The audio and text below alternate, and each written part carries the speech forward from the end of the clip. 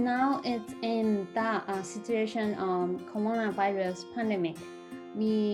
I think we now know we need to protect ourselves because the government cannot protect us sometimes. Then the company cannot protect you because just there is no way.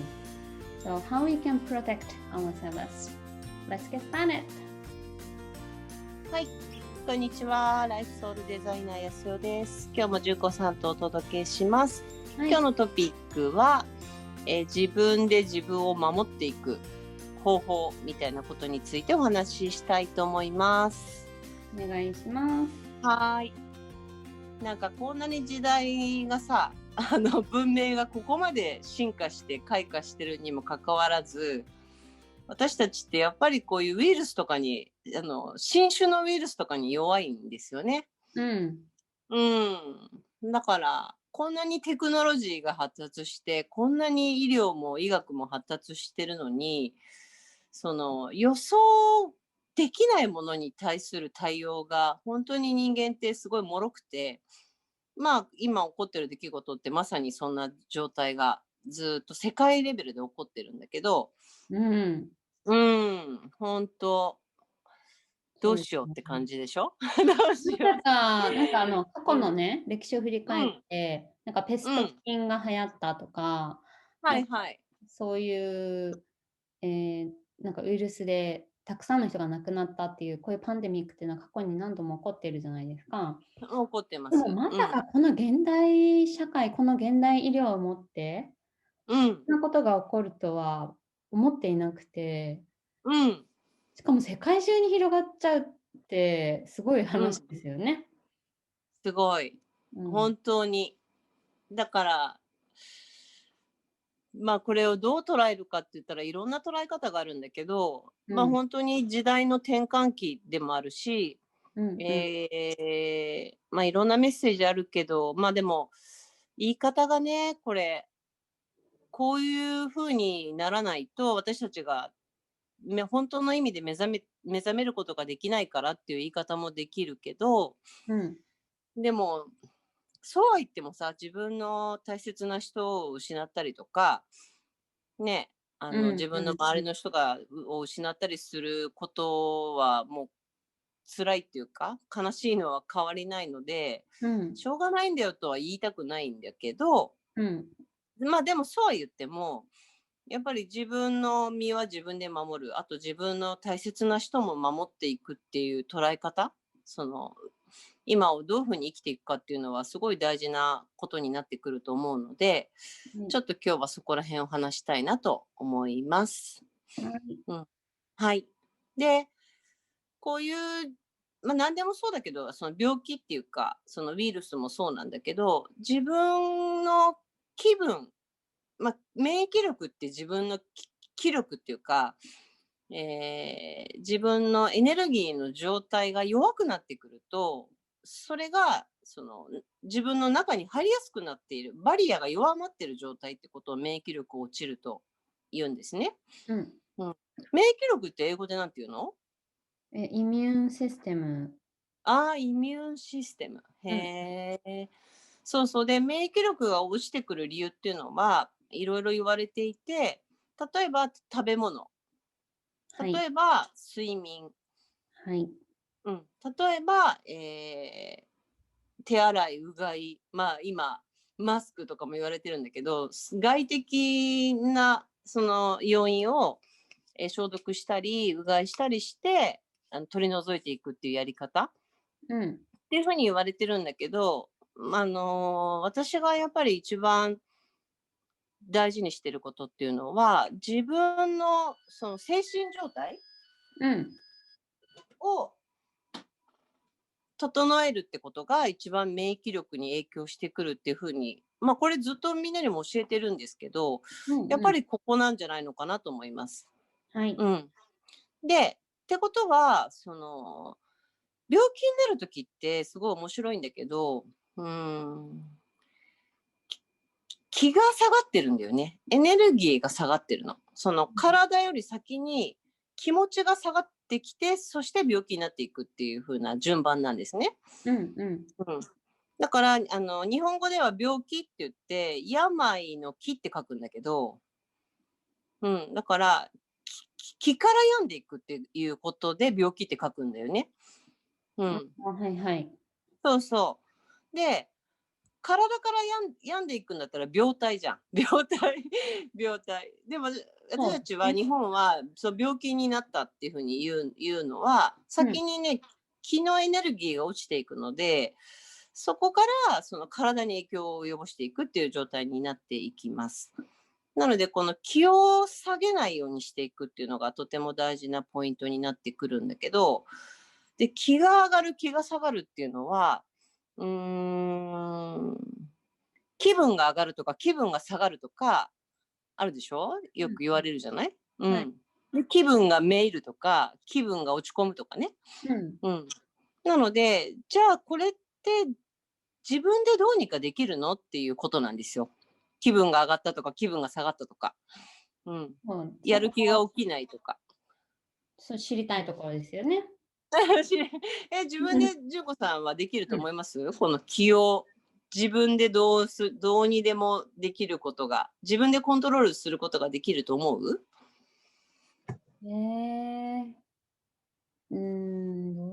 あんまりそういう風な視点で考えてこなかったですけど、キーというものを。うんうんうんうん。うん、でも、そうですね、まあ、自分が体調を崩した経験とかから言うと、気持うん。ちと深く関わっているんだなということはそうだよ感じて、ね。でもうん、日本の考え方ってこの気を整えていくっていうのはすごい東洋医学の中でもとても大事なポイントで、うん、うん、そうなんですよ。なので、だけど多くの人は多分外側に自分の気分を害されるとか、うん、あの人がいたから気分が落ちるとかさ、うんうんそうん。のよく状況とか環境とか人の影響で自分の気分は上がったり下がったりしちゃうよねっていうふうに思ってる人の方が多いと思うんだけど、うん。どうでしょそうですね。う？うん。で、うん、今回はこのパンデミック、コロナウイルスの、状態になってるから、知らず知らずにその私たちの気分ってどっちかって言えば下がってるんですよ。うん、うん、なぜなら、そういうニュースとかテレビとか、うん、情報とかそういうのばっかり見てるとしたらね、うん、そしたら毎日毎日なんか、今日は何人出ましたとか、今日はこうなりましたとか、ああなりましたみたいなうんうん、情報をずっと世界ではこんなことになってますとか、うんうん、ずっとずっと聞いてると、その自分の気が知らず知らずに落ちているってことに気づかないので、うん、なんかじわじわこういう状態ってね、じわじわじわじわその人間の気分をなんていうのかな、エネルギーを落としていくような状態が今の状態だと思うんですね。はい。うん。なので、その人にこう優しくなれなくなっちゃったりとか、うん、自分に余裕がなくなっちゃったりとか、うんうんうん、自分にいっぱいいっぱいになっちゃったりとかね。うん。うん。だから、知らず知らずに自分のエネルギーが落ちているってことをまずちょっと自分の中でチェックしてみたらいいかもしれないです。確認するっていうかね。うん。なん定期チェックかこう、みたいな。そう、例えば、人に対する声かけは優しいかどうか、口調が強くなってないかどうかとか、うんうんうん。その子供に対してとか、パートナーに対してとか、自分の周りの人に対してどういう態度で接してるかっていうのって結構出やすいから、うんうん、うん。例えばもういつもイライラしてて、こう子供に当たったりしてる状態だったら随分エネルギーが落ちてるので、うん。あ、なんか自分はだいぶこれまずいなっていうか、エネルギー落ちてるなっていうふうにまずチェックした方がよくて、うん。うん。っていう、そういう風になった時は、じゃあ外のせいでしょうがないんだよねって言っちゃったらもうそこまでなんですよね。うん。だってしょうがないじゃん、こんなパンデミックの状態で自分の気を上げていくって無理だよっていうふうに思ってる人もいると思うんだけど、うん。そうではなくて、どんな状態でも自分の気分っていうか機嫌は気のエネルギーは上げることができるんですよ。うん。それは本来は。なんかこれメソッうん。ドがあるんですか？メソッドいっぱいありますね。今日はじゃあどれにしようか。うーん。一番すぐできるやり方としては、うん。ね、まず情報をなるべくなんとなく見続けない。はいはいそのはいはい。うん無意識でうんうんうん。ダラダラ見ないとか、そうそうそうそういうそう。感じですよね。情報、断捨離英語でなんていうのかわかんないけど、うんうん。情報を、自分が下がる気分が下がるような情報を、あえて見ることをやめるっていうことができるかどうかっていうのはすごい大きいです。まず一つとしては。はい。うん。私たちって自分の気分が下がるって分かってても、その情報を見ちゃったりすることってあるじゃないですか。うん。うん。でもこれは本当にすごい効果があるっていうか、自分を下げる効果がすごい高いから、うんうん。自分でこれを見たら下がるって分かってるんだったら、それを見ないっていう選択をできるようになるってすごい大きいです。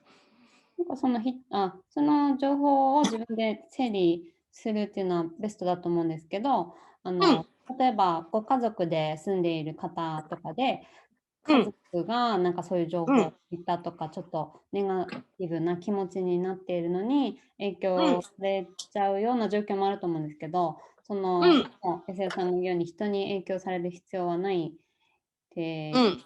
その、はい。そういう、できる限りそういう避けれるものは避けつつも、避けられない状況の中ではどうしたうん。らいいですかね？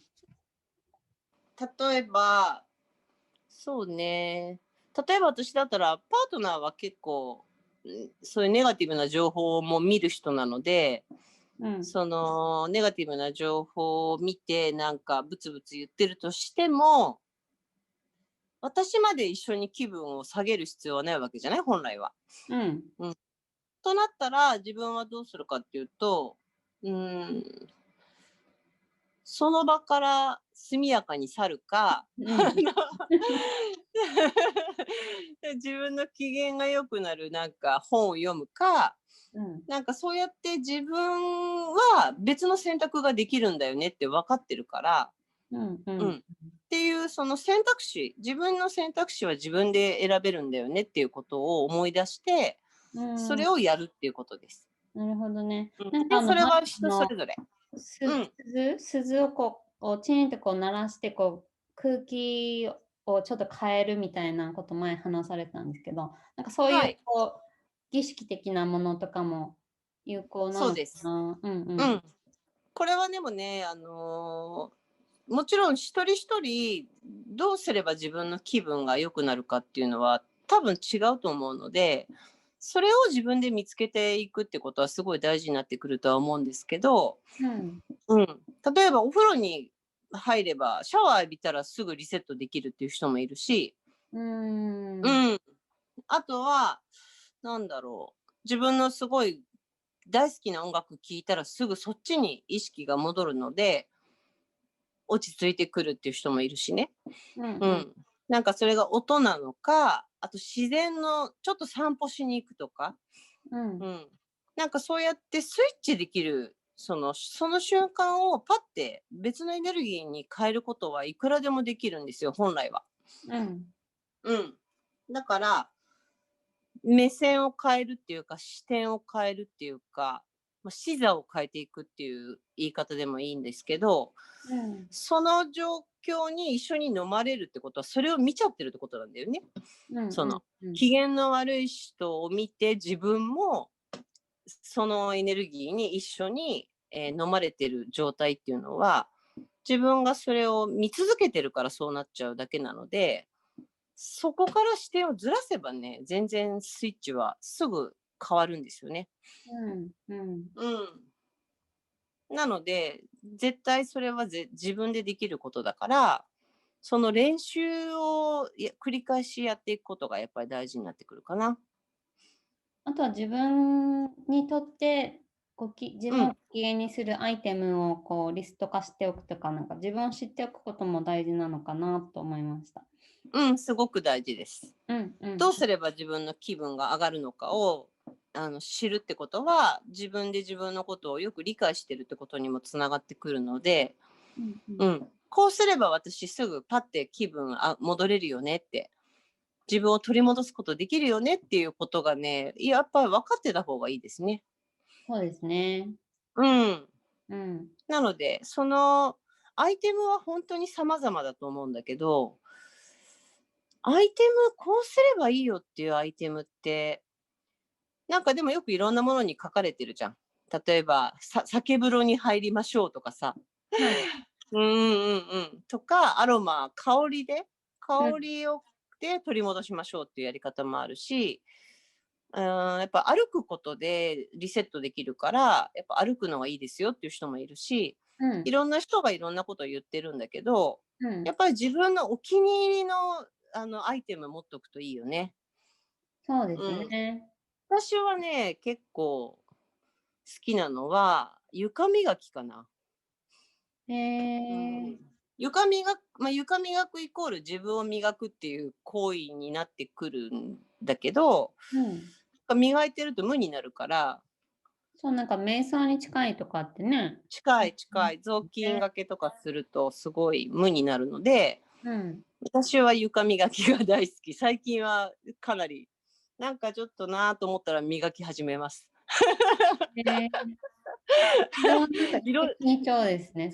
なんかちょっとなってモヤモヤした感情も床磨きで発散されて、床もきれいになるっていう。そう。なんかちょっとなっていう時って自分がちょっとこう曇ってる状態なので、だから外のものを磨き始めると、ピカピカになっていくから、そうやって磨きながら自分をこう取り戻していくっていう行為の一つかなとは思うんですけど。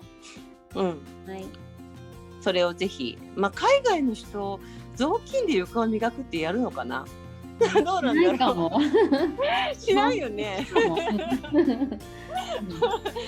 そうですよね。じゃあ床じゃなくてもいいので、例えばなんだろうな、鏡を磨くとか、冷蔵庫磨くとかね。なんか磨いたら綺麗になる。磨けば磨くほど輝くものっていうものを自分なりに見つけて磨いていくっていう行為そのものはすごくおすすめです。はい、ぜひやってみてください。ありがとうございます。Thank you.